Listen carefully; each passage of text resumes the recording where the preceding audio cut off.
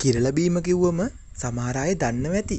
සමහර අය දන්නේ නැතුව ඇති. ඒ කොහොම වුණත් ඔයාලා දන්නවද බිත්තර දාන්න නැතුව රසම රස කිරලා බීමයක් හදාගන්නේ කොහොමද කියලා? එන්නකෝ හදන විදිය මං කියලා දෙන්න.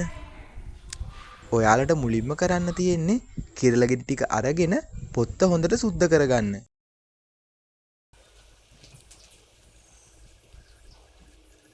ඔයාලට මෙන්න මේ විදියට පොත්ත සුද්ධ කරගන්න පුළුවන්. ඊට පස්සේ ඔක්කොම ගෙඩි ටිකේ පොත්ත සුද්ධ කරගත්තට පස්සේ භාජනයක් අරගෙන ඒ ගෙඩි ටික දාගන්න.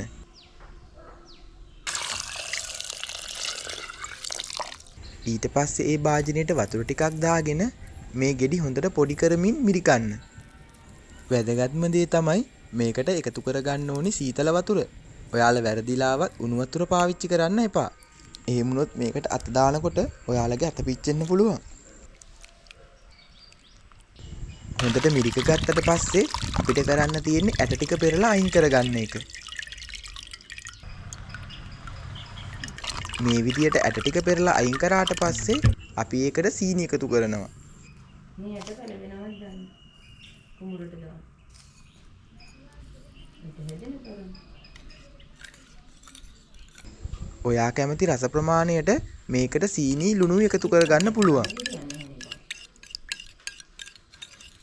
ඊට පස්සේ ඒ ටික හොඳට දිය කරගත්තට පස්සේ අපිට පුළුවන් රසම රස කිරලා ජූස් එකක් රස බලන්න.